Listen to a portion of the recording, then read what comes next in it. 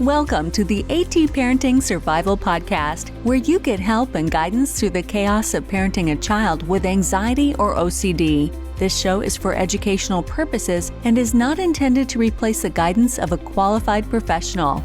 Here's your host, child therapist, Natasha Daniels. Well, hello there, and welcome to another episode of the AT Parenting Survival Podcast. Today, we're going to be talking about the difference between PDA Accommodations and OCD Accommodations. And if you don't know what either one of those are, we'll be covering that as well. But before we get started, I do want to thank NoCD for sponsoring this episode. NoCD offers affordable, effective, convenient therapy, and they're available in the US and outside the US. You can schedule your free 15-minute consultation to see if NoCD is a right fit for you and your child. Just go to treatmyocd.com. That's treatmyocd.com. I'll leave a link in the show notes. I also want to mention that I do have a free OCD webinar for parents who are wanting to understand OCD better. You can learn 5 things that I think every parent raising a child with OCD should know. You can register for free. It is an on-demand video. You can go to natashadaniels.com/OCD webinar and check that out. So today I did struggle with doing this topic. In fact, it's been on my to-do topic list probably for over 2 months. And I keep seeing it on my list and I start to do it, like I start to brainstorm and then I'm like, nope, can't do it. And so it's been sitting there. And today I wrote notes, then I deleted them. Then I was like, nope, I wrote notes and then I deleted them. And I was like, just do the podcast. I'll tell you why I struggled in a second. But in general, if you ever have podcast ideas, please let me know. This is episode 386. So I've been doing this since 2017, and I feel like I've done a podcast on almost every topic. Often, if someone is struggling in my private community, my AT parenting community, my membership community, I will do a podcast topic on that. And so that is great because it's nice for the members because they have a struggle and I haven't covered it in a podcast or a YouTube video for their kids, and boom, I'll do it. But more often than not, I've already done a topic. And so it's pretty easy just to link a resource for them. It's gotten to the point where I've actually asked my kids, my 12, 14, and 20-year-old, do you have any podcast ideas? And my daughter today was like, you should do emotional contamination. And that's a good topic, but I know I already did a podcast on that a while back. I thought, nope, I'm going to go back to this one that I've been stalling on for a while. But if you have ideas, just email us. And in the email header, put podcast idea so we know that you're sending submitting an idea. And just email it to us at atparentingsurvivalhelp@yahoo.com. That's atparentingsurvivalhelp@yahoo.com. Just write podcast idea at the top. The only ones that we will take, though, are general. A lot of times people will ask me to do a podcast, and it's incredibly specific to their child's struggle. And it's just not an issue that I feel like people have on a larger scale. And so if I feel like it's not something that's really going to reach the masses and a lot of people can relate to, I won't do that topic because I want it to be a topic that at least a big chunk of people with anxiety and OCD parents will want to hear about. I mean, we do a lot of specific topics, but sometimes it's very nuanced and it's so specific. I just don't think a lot of people are dealing with that, so I won't cover it. But email us, and if it is a general topic that we think would land well with the larger community of anxiety and OCD, we will do it. Let me tell you a little bit about why I do want to do this first, so you can, give me a little bit of grace, and then I'll go into it.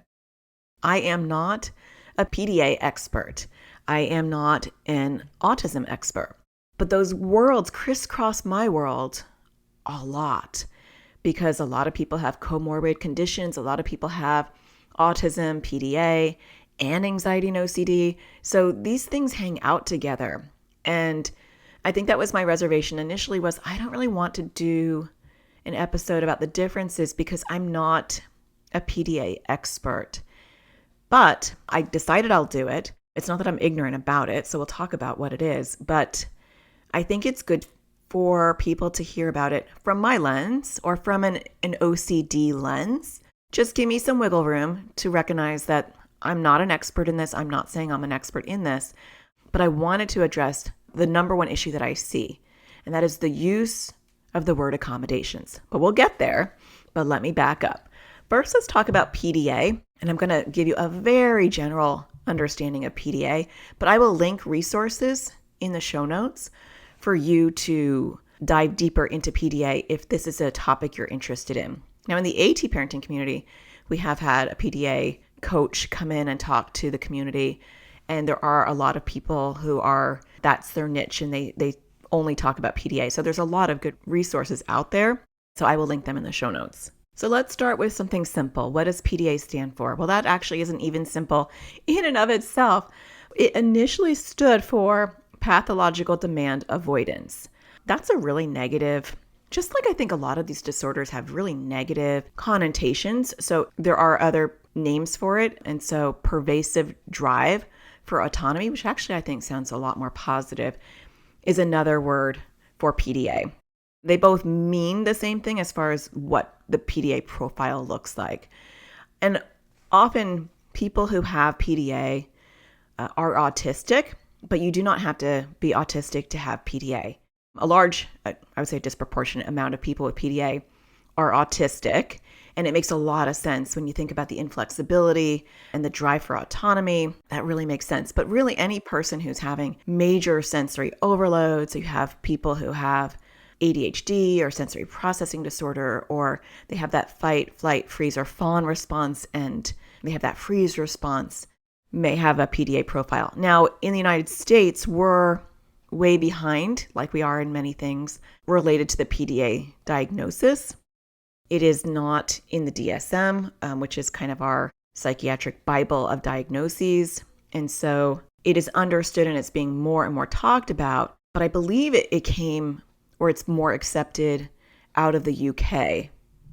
Actually, pausing the podcast and going on a Google deep dive, it was developed by a British psychologist, Elizabeth Newson, the term at least, in the 1980s, and was published in a research paper in 2003. And it was originally used to describe a group of children who did not fit into the stereotypical presentation of autism, recognized at the time, but who shared certain characteristics with each other, the key one being a persistent and marked resistance to demands. So that's interesting, that's where it had its roots, which does make sense because it has been slow to come over to the United States. I started hearing about it. I've been doing my online work since 2015, and I've watched PDA pick up steam as far as a known thing that parents are talking about in the last, I would say, 5 to 8 years, but really exploded in the last, I would say, 3 years, where it's now discussed in mainstream and it's known in the mental health world in the United States more. Even like a couple of years ago, I would talk to colleagues in the OCD world and I would say something about PDA and they wouldn't know what I was talking about. And so really new over here comparatively. Not if you've been in the trenches, but I'm talking about like your general mental health practitioner or even just in regular parenting circles. I feel like I have a pretty good pulse on what is being discussed and what parents are learning about because of my online communities. So I feel like I have a front row seat to get a sampling of what is out there. And because I have a very global community where we have a lot of people who are from United Kingdom and from Australia and Canada, there's much more of a global presence of what people are talking about. So you may not have been aware of PDA, but I feel like a lot of people are becoming more aware of it. And PDA in general is the struggle of being able to do things for yourself or for other people when it's perceived as a demand.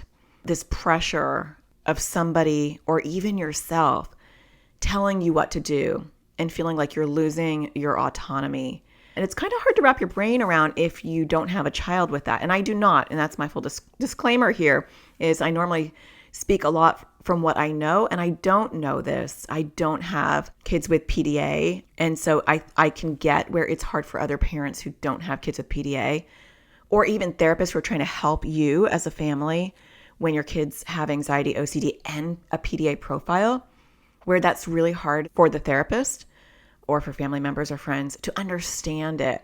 Because unless you're in the trenches, I think it might be hard to comprehend. Because if I tell my kids to do something, if they don't do it, there'll be consequences, and they respond to that. And so to have a child not respond to that and you having to come up with other ways of understanding their neurodivergence and how to approach that, that is far into my personal experience, but I'm empathetic and I can put my head there and try to put myself in someone's shoes.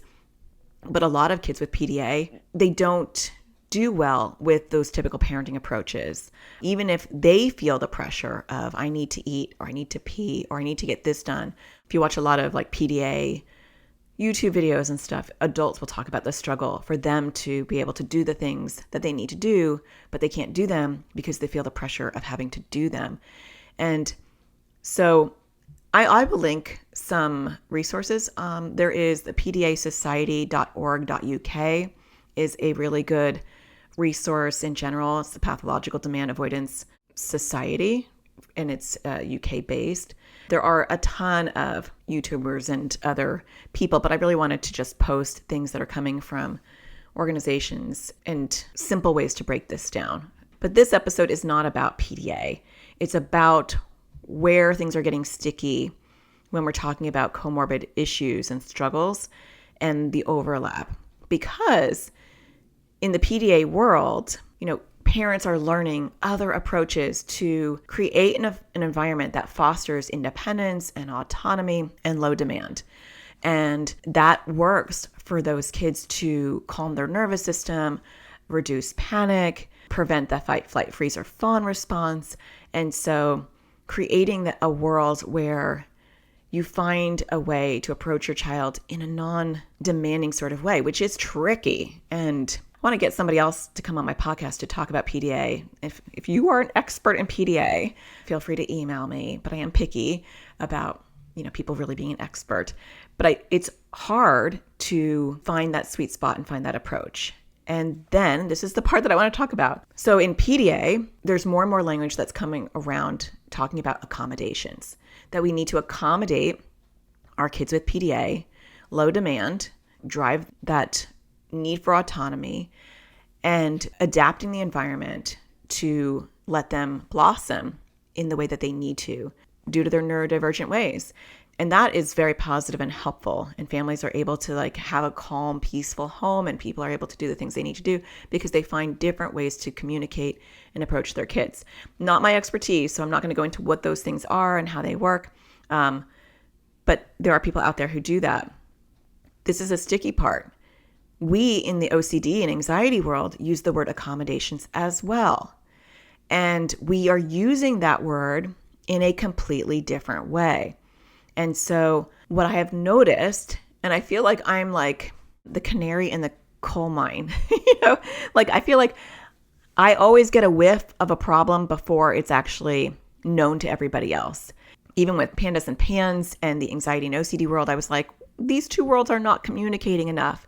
And I felt that way like a decade ago. I was like, we have a problem with these two worlds. They're not overlapping enough. And I feel like I'm a canary in a coal mine again, because my little bird is like, there's a problem here.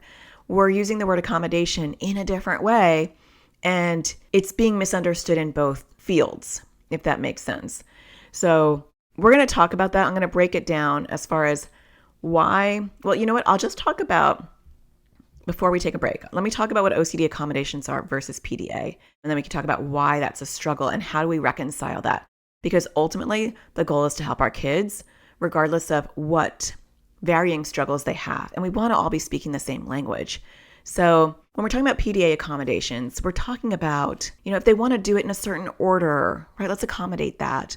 Or if I need to ask them to do something in a certain way, non-directly, let's accommodate that. Let's accommodate their need for autonomy to make them feel more in control. And so that is the way accommodations are used in the PDA world. Accommodations are positive, and we talk about it in a positive way. OCD accommodations, and that word accommodations is used even in clinical research. They will talk about doing research on the accommodations for OCD compulsions. It is a clinical word. It has been around forever. And what it means is when OCD wants to complete a compulsion, it will demand that the family members accommodate it. And so this might mean that they say a certain sentence and OCD wants you to say a certain sentence back. And if you don't complete the sentence, then OCD will get really angry and it will grow. Let me give you another one. Like OCD might demand that you wash your hands when you prepare to touch your kid's backpack or whatever, or maybe you have to wash your hands after you touch their backpack because it's contaminated. And if you don't do that for OCD, OCD gets really angry.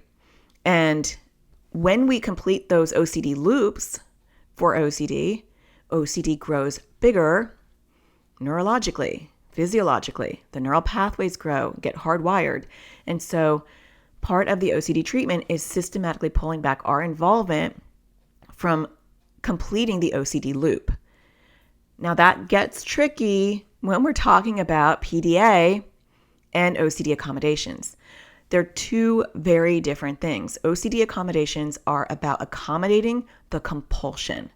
And no matter whether you have a child with PDA or you have a child who does not have PDA, any child whose OCD compulsions are completed by a parent, because a lot of times we're part of the loop, if they're completed by us, the OCD does grow bigger. And so it different from PDA accommodations where it calms the nervous system, they start to feel like they have autonomy, they start to feel more at peace in the low demand of environment. Those are all positive.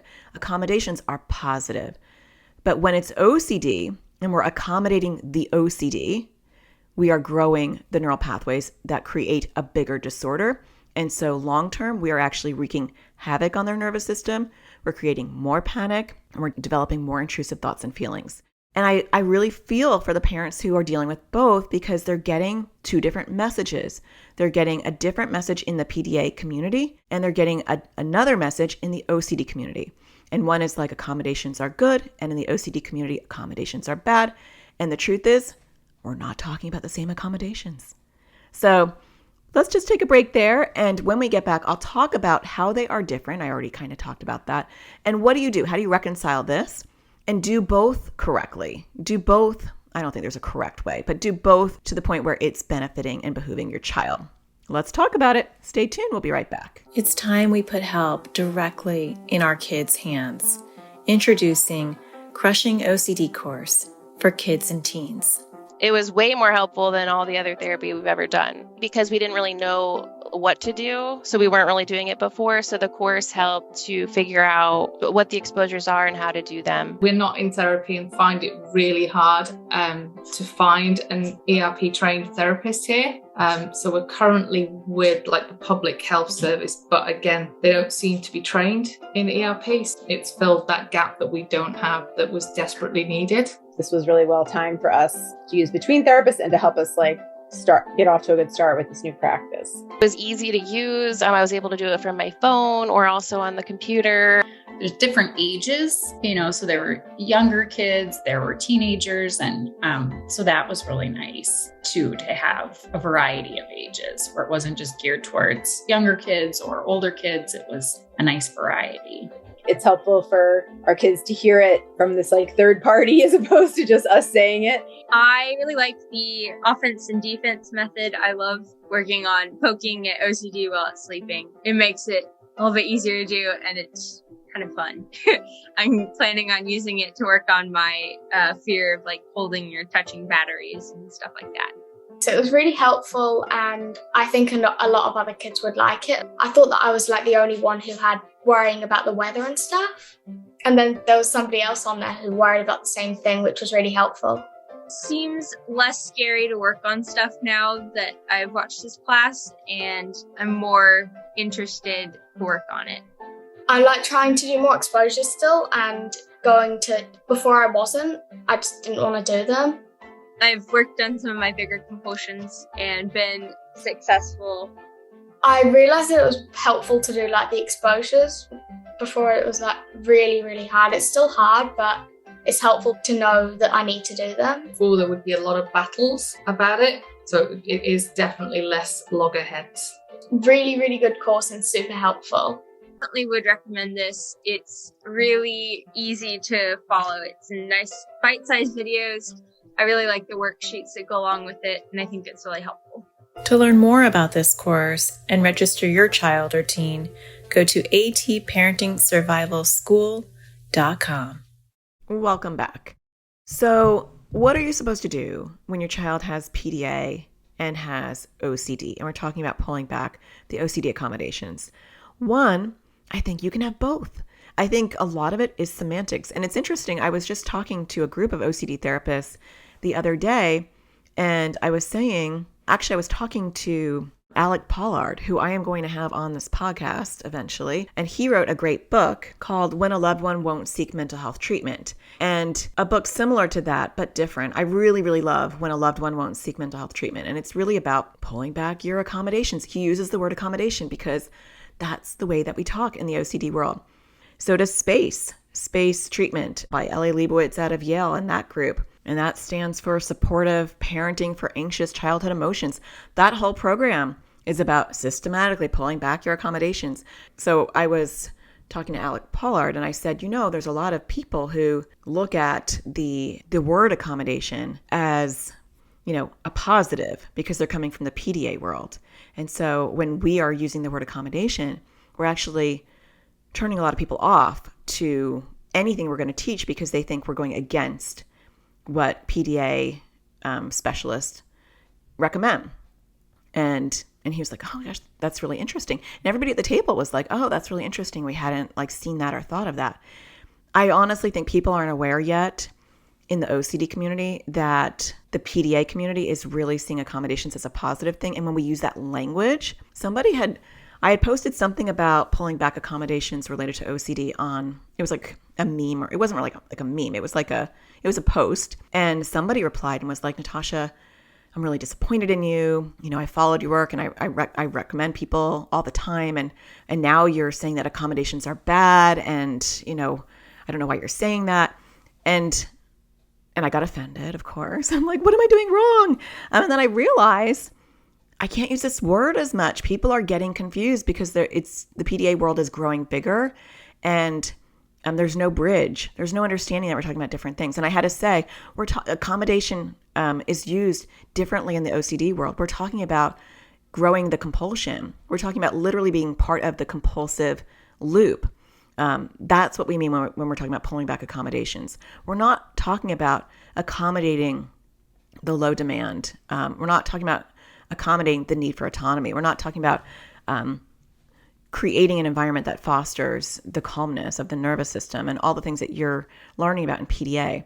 We're talking about not completing the loop. Now, having said that, that does not mean that it will be easy for someone who has PDA and OCD, and certainly not easy for the parent, because that does add an extra layer of struggle. And so a lot of what you're going to be learning in the OCD world is going to be more difficult because you have a child with a PDA profile, and autism adds another layer of struggle with that as well. So if you have autism, PDA, and OCD, yeah, it is going to be much more of an uphill battle because they're wanting you to do something to get that relief from OCD, and you're not doing it.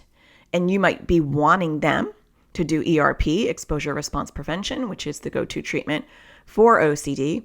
And they're like, nope, not going to do it, just like they would for a lot of demands. And so finding a creative way to bridge that gap and get them to be motivated for treatment will absolutely be extra hard, just like it is hard to approach anything in a straightforward way. So tapping into those skills and getting them motivated in the way that you get them motivated for other things is going to be key. So whatever you're learning in the PDA world, you have to take that and kind of apply it and learn what you learn in the OCD world and adapt it. And I know that's unfortunate because I honestly don't know anyone who's an expert in PDA and OCD at this point. If you know somebody, let me know. But I don't know anyone yet. And so that makes it really hard. One thing that I thought could be a possible approach. So some of the things that fall flat that I talk about in my community, often I'll use incentives and, bravery points and things like that. For a lot of kids with PDA, that doesn't work because they don't want to point for good behavior. They don't want to point for doing an exposure because to them, there's a demand there. Like you do this and then you're going to give me that. That doesn't mean that it's not going to work for every kid with PDA, but I do hear a disproportionate amount of parents who are complaining that that's not going to work for their kids. When I start talking to them, often there's PDA there as well. Not always, but often. And so I'm like, oh, that's an interesting thing. I feel like that doesn't work as well as often for PDA. Doesn't mean that it wouldn't work, but again, that's a bit of a struggle. One thing that I have done with a couple of kids that I've worked with in my AT parenting community who have a PDA type of profile is to talk about how OCD is bossing them and telling them to do things. And like everything else, sometimes this is going to land and sometimes it won't. But that has worked for quite a few people that I've talked to, where if you can get them to see that OCD is this bossy neurological glitch and it's telling them what to do. And do they want to be bossed around by OCD? So actually that metaphor and that language that we use in the OCD world does sometimes work for PDA, but not always. And so, yeah, it might take a lot of creativity, and it might take trying some approaches to get your child with PDA motivated to do OCD. My advice is don't look at OCD accommodations, that word, in the same way. I wish that we had a different word for it. I often talk about, if I use the word accommodation, now I'll often say right after it, like detangle ourselves from the OCD. Because you can adapt and appease OCD all day long, and you are literally just going to grow that thing bigger. It won't be satiated. It won't be satisfied. It won't like reach a baseline of, okay, we're all good now because you've done all the demands that I want. OCD will spoon feed you more and more demands. So who's making the demand there? It's OCD. And who's completing the demand? It's you. And so that is so different. It doesn't mean that you pull back all your accommodations at one time, because especially someone with PDA, that's not going to land well. But it does still mean that is your ultimate goal, is to systematically pull back your involvement in OCD compulsions. And normally that's what I say. I'll say systematically pull yourself out of the OCD compulsions, because people hear accommodation and they like go deaf. They're like, I'm not listening to her anymore because I know accommodations are good. She's saying they're bad. I'm done with her. We're not talking about the same thing. But it does take some time. And that is why the space approach, which is Ellie Leibowitz's approach, and I would even say Alec Pollard's approach, which has a similar vibe, will be harder for people who have kids with PDA. It doesn't mean that you don't do it. It just means that it definitely can be harder, and you might have to do it in a slower way because you're dealing with that extra layer of PDA, which in general can make things harder.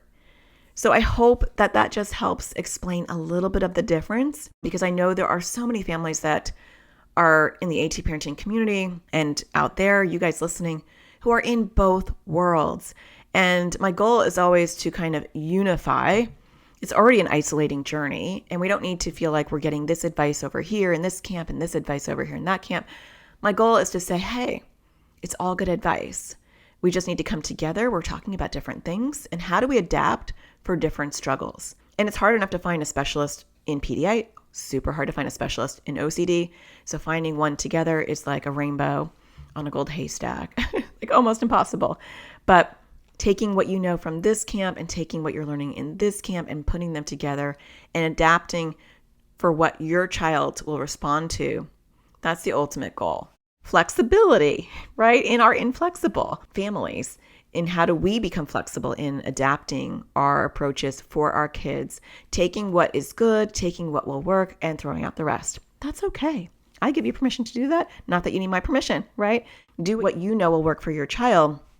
But the clinical rootings of why we are telling you to detangle yourself from OCD is clinically based. The more parents feed into the OCD compulsions, the bigger OCD grows. And physiologically, OCD grows and their struggles grow bigger. And so that's just a reality. And that's something that we have to work on slowly. And it takes time. So hopefully that makes sense. And hopefully that offers a little bit of clarification. And maybe for some of you, you're like, I didn't even know what PDA is. I'm going to go do some digging and learn more about that as well. That might be the missing piece. You never know.